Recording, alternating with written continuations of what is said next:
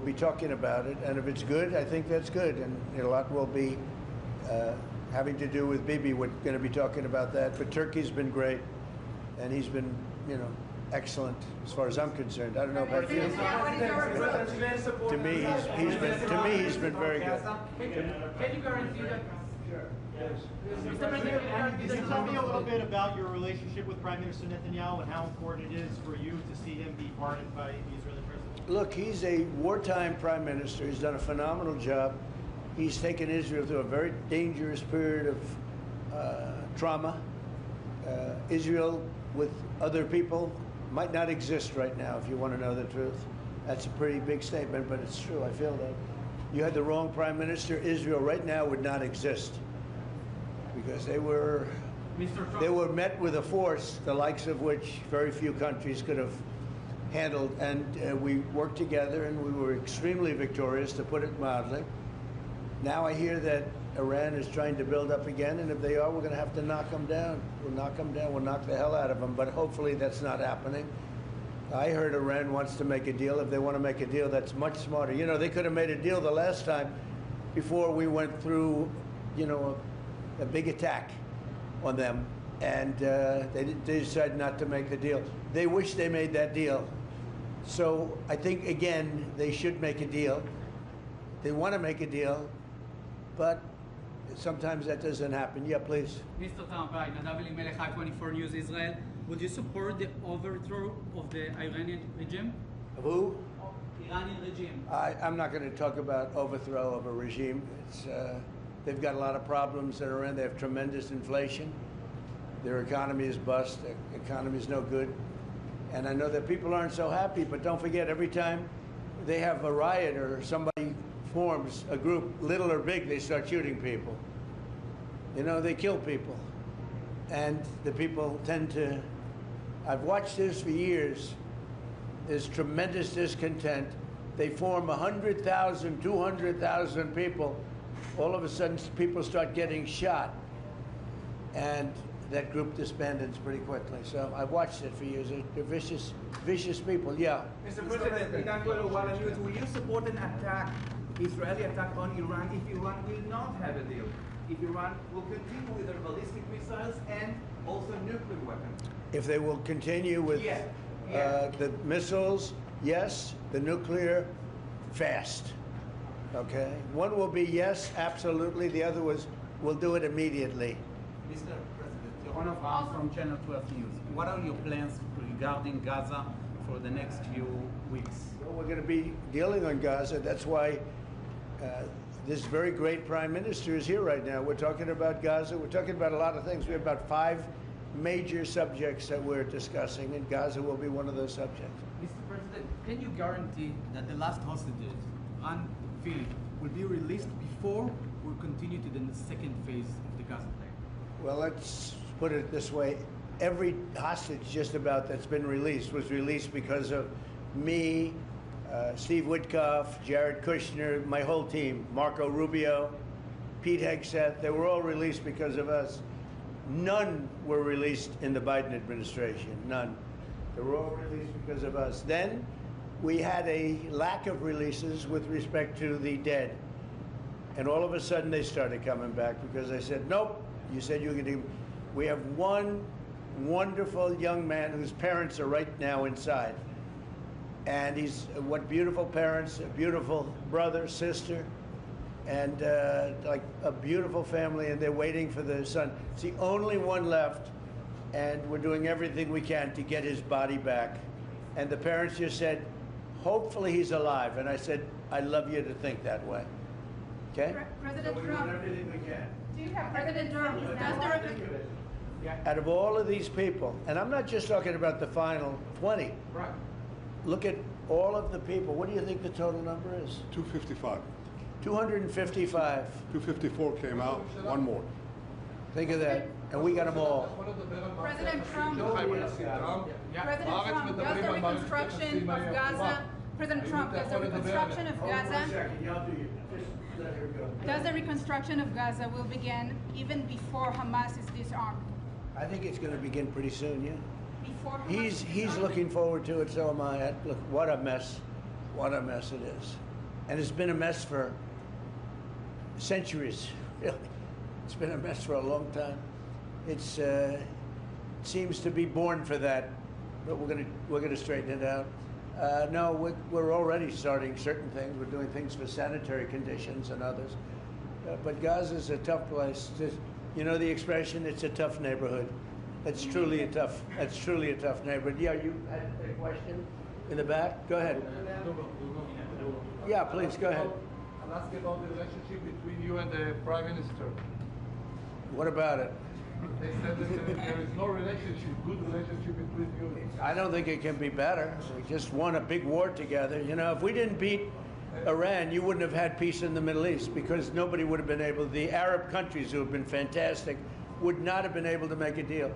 If we didn't wipe out their nuclear, we wiped it out. If we didn't wipe out with our beautiful B-2 bombers, if we didn't, and we sent a lot of Tomahawks in there also, by the way, from a submarine. And what about the pardon that the President of Israel needs to give the Prime Minister? A pardon? The pardon. Oh, I think he will. How do you not? He's a wartime prime minister who's a hero. How do you not give a pardon? You know, I think it's a very hard thing not to do it. I spoke to the president, and it's on. I mean, he tells me it's on its way. Mr. You President, can't do better than that, right? Please. Mr. President, can I follow up on Venezuela? Was the facility taken out by the U.S. military, or was it another entity like the CIA? Well, I don't want to say that. I know exactly who it was, but I don't want to say who it was. But you know, it was along the shore. Mr. President, have you or anyone in your administration talked to Maduro in recent days? Well, I spoke to him Recently? pretty recently, but nothing much comes of it. Yeah. Mr. President, can you explain the importance? You have to understand what he's done.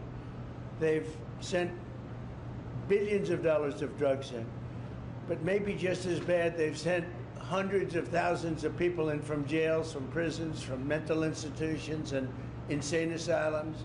The drug lords, the drug dealers were all sent into our country. But think of it, what he's done. Tren de Aragua, probably the worst gang. They cut off people's fingers. One man made a phone call to complain about them. He cut off their hand. They cut off his hand. Don't ever make a phone call again. We'll cut off your other hand. After that, we'll kill you, they said. That was in Colorado. No, they sent in all of the bad ones. They sent in some bad people. And that to me was just terrible. And they send in drugs. Now, I will say this, 97% of the drugs coming in by sea stopped. We're trying to figure out who the other 3% are. They have a hard time getting people to pilot those boats.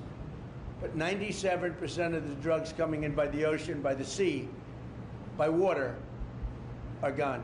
Every boat that we take out, we save 25,000 lives of Americans. Thank you very much, everybody. We'll see you. We're going to have a big meeting, and we'll see you in a couple of hours if you'd like. And if you'd like, you can come up and have lunch like you did yesterday. Would you like that or not? Do you want that? Because some of them think it's terrible. It's a bribe. But, you know, a bribe for $25, I don't know. If you'd like, you can go. And if you don't, you can stand in a driveway and melt. All right? But if you want, will you work on that, Margot? Yes, sir. Is Margot doing a good job? She's a star. She's too nice. Her only problem, she's too nice to you. And you're not nice to us, but that's okay. Margot, take them up and have a beautiful lunch, and we'll see you later. I'm worried that the strike, the alleged strike on Putin's residence could scuttle the peace. Yeah, I don't like it. It's not good. I heard about it this morning. You know who told me about it? President Putin told me about it. Early in the morning, he said he was attacked. It's no good. It's no good. Don't forget, you know, the Tomahawks. I stopped the Tomahawks. I didn't want that. Because we're talking about, you know, it's a delicate period of time. This is not the right time. It's one thing to be offensive, because they were offensive. It's another thing to attack his house. It's not the right time to do any of that, and can't do it. And I learned about it from President Putin today. I was very angry about it. Please. What? Well, it came out. Well, we'll find out. I mean, you're saying maybe the attack didn't take place. It's possible too, I guess. But President Putin told me this morning it did. One question, Mr. President. Can you expound on the importance of a strong relationship with the State of Israel? And Mr. Prime Minister, you called President Trump the strongest friend for the State of Israel. You worked with numerous administrations, numerous presidents. Can you expound on that? What makes President Trump such a strong friend for the State of Israel? Why don't you go first? I'll say it again and again and again. We've never had a friend like President Trump in the White House. It's not even close. And I think you can judge that by not merely by the frequency of our meetings, but by the content and the intensity. I think Israel is very blessed to have President Trump leading the United States, and I'll say leading the free world at this time. I think it's not merely Israel's great fortune, I think it's the world's great fortune. Well, I just want to say that it's very important who the Prime Minister and President of Israel is. We have a great relationship. It was an honor to speak before your leaders. That was a great honor for me. I think it has not happened before, or something they told me. But the relationship's been extraordinary, and Bibi's a strong man. He can be very difficult on occasion, but you need a strong man. If you had a weak man, you wouldn't have Israel right now. Israel would have been, Israel with most other leaders would not exist today.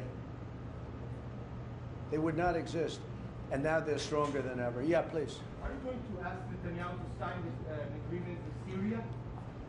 Well, I hope he's going to get along with Syria, because the new president of Syria is working very hard to do a good job. He really is. I know he's a tough cookie, and he's, you're not going to get a choir boy to lead Syria. That's the one thing I would say. So I hope they're going to get along, because I dropped the sanctions on Syria because otherwise they wouldn't have had a chance. We want to see Syria survive.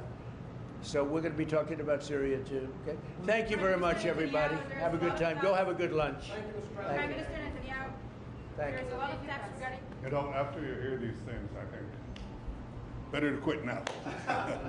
Thank you. Thank you.